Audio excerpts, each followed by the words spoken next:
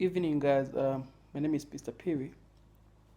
I wanted to talk about something tonight. Last time I talked about Chinese relations with Africa, and I really want to thank those that took time to see the video.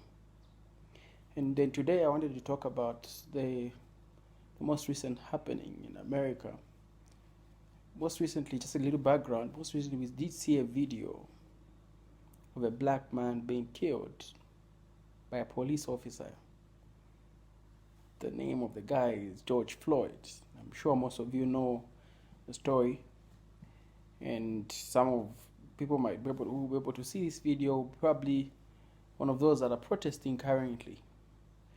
So the reason I want to do this video because I want to address something that there are other people out there who unfortunately do not believe in the genuineness of these calls or these protests.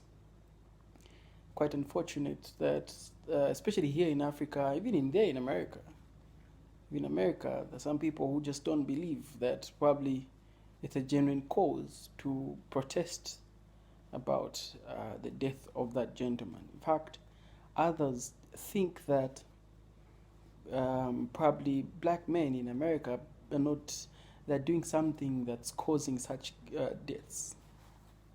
They simply do not believe that there is actually racial biasness and injustice that are happening in America. So in this video, I'm going to try and address that issue and how it comes down to affect people like me who live here in Africa and everywhere else in the world. How does the death of George Floyd affect me as a black man anywhere in the world? I'll tell you how it affects me. First of all, you gotta understand that we're going through this today because of the institution of racism or of slavery, which many people don't believe. They go like, no, that thing happened 400 years ago. How does that affect me? That's an lame excuse. That's what people think. So let me give you context a little bit.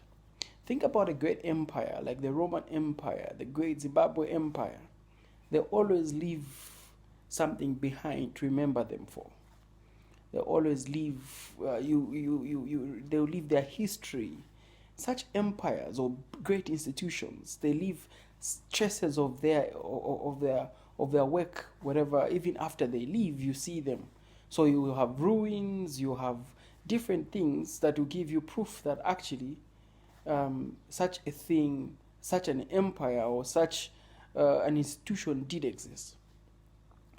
And so you gotta go back and think about what is it that the institution of racism left behind for you to appreciate what's happening today. Think about this. The institution of racism, of slavery rather, was so big that it actually literally tore a country apart. People are ready to sacrifice millions of people through civil war and millions of dollars through civil war just to protect the institution of slavery. Now, it's embarrassing for them that they actually did that, so they try and cover it up to say, no, it's about rights, but essentially we know the fact that American Civil War was about slavery. It was just entirely about protecting the institution of slavery.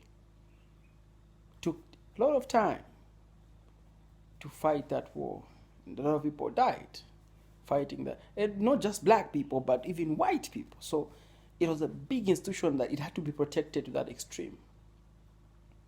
So now, despite the fact that it ended, black people were not released, slavery was abolished, the war ended, the white supremacy still continued to exist. And that's why you hear of the laws of Jim Crow laws and other things. Apartheid in Africa and the rest. Because the institution of slavery, in as much as it did disappear, it did leave behind things that you should be able to remember them for.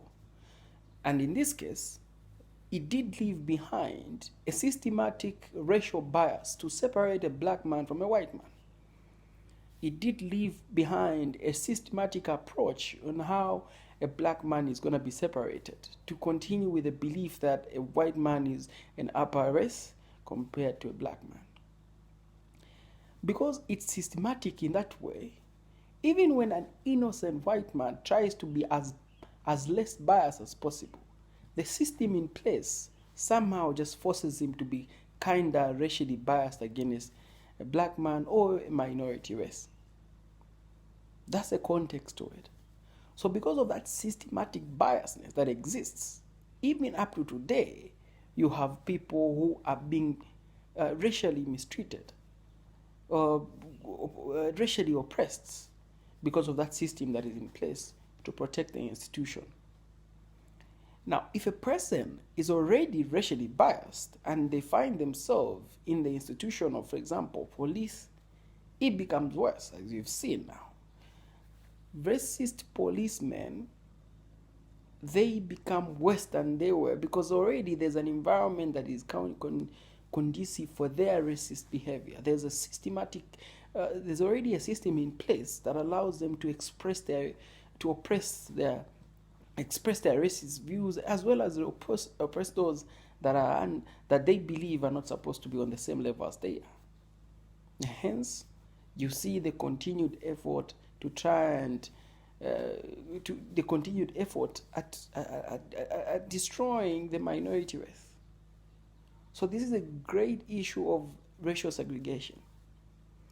So therefore, in order for us to get rid of that level of racism, there needs to be done a great amount of work in terms of literally rebooting the whole system, overhaul, change of the whole system to get rid of those racial institutions that are there, the systematic race, the race systems that are there, the racially biased systems that are there. Get rid of them completely and start it afresh so that now everyone can be on the same pace.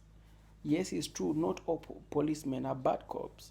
Not all of them are bad, but the few that are there, there's an environment that makes them to become so easy to express their racist views and actually act on their racist opinions. And that's why you see them killing black men, like we've seen with George Floyd, Philando Castillo, and others.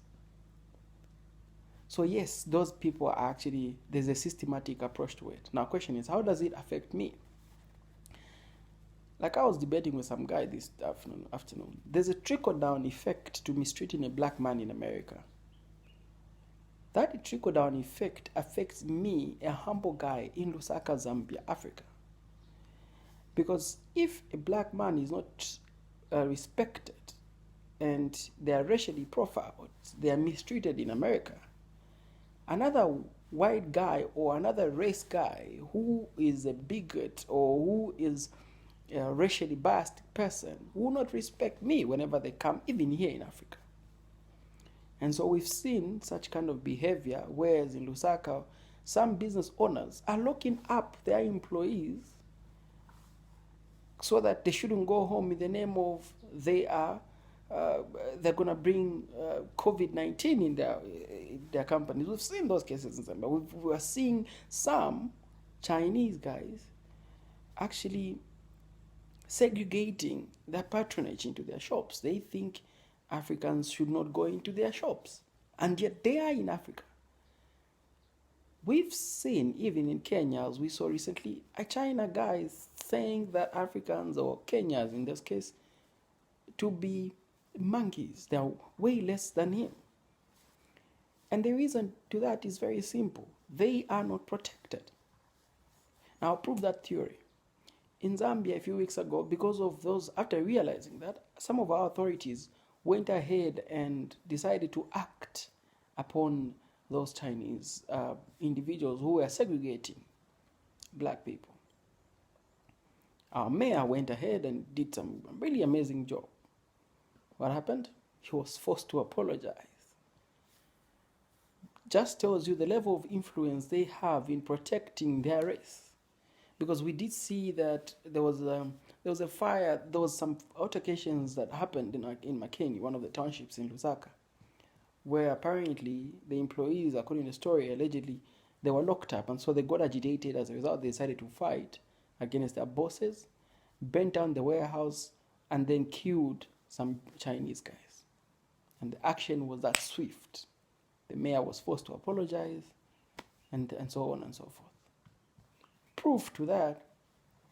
And so that just proves to you how much they protect each other. But in Africa, no one can protect us in that sense, because a black man is being killed mercilessly in America. So they don't respect my race because there's literally nobody to defend me, like the Chinese people, the way they defend each other. So that's how the death of George Floyd affects me as a black man in Africa. So this is not a political issue, but this is a systematic issue. And that's why, much as I condemn some of the ways in which that protest has been done, but much as I condemn the way people have been on the streets, looting, destroying some properties, I think that's a necessary protest, because it's a necessary evil. Because Colin Kaepernick tried to do it peacefully. He knelt down. Everybody condemned him. Whatever amount of protests, peaceful protests, have been opposed by all nature of protest. At this point, there's literally nothing you can name that hasn't been done to try and address that issue. Just proves to you that there are some people who don't simply believe that there's a racial biasness that exists in their police force. They don't even want to have that conversation. And that's why those protests need to happen, much as they're getting out of hand, but that's a necessary evil. One or the other, that racial biasness needs to go. It has to disappear. Because unless a black man is respected anywhere, they will never be respected even in their own home. Unless they are treated equally everywhere, they will never, as here in Zambia, they will never be respected. A white guy will come from America and disrespect me easily because they do the same thing back at home with the rest of my brothers who are of the same skin as I do. So we gotta end that systematic approach to racism. It has to disappear. It has to disappear, and until we get rid of that systematic racism, systematic institutionalized racism, we're not gonna be at peace. In South Africa, they actually did manage to do that, and that's why the racism there, essentially what they did was to get rid of everything that could be perceived to be as racially biased in their institutions. And that's why there are some, but you don't see it happening with the police. You don't see the police mistreating people in that sense because they understand that these are fellow human beings. So, yes, those are necessary riots to happen. The excuse that no, maybe these black men don't know, they don't comply with the police, that's nonsense. That's not true. We gotta end institutionalized racism in America or anywhere else so that then we can be respected. If that doesn't happen, Chinese people will come to Africa and mistreat the rest of the Africans here. And we Africans who have nothing to say because we don't have the muscle. And the worst part is we owe them a lot of money, so we can literally say nothing to them. So those protests, they gotta happen. And we support most of you who are protesting wherever you are in America. Yes, go ahead. Something needs to be significantly done to end these barbaric acts of biasness. It's not fair, it's not good. Let's end. And just to say to the family that lost that gentleman, it's unfortunate. Our hearts go to them, and we wish them all the love and peace, and we actually pray for them. But then, obviously, there are many victims out there who've been treated like that. We feel you, and we support you. We love you, and we just pray. And those good cops, please continue with the great work. We gotta support the effort to end institutionalized racism, the systematic institutionalized racism. Peace out.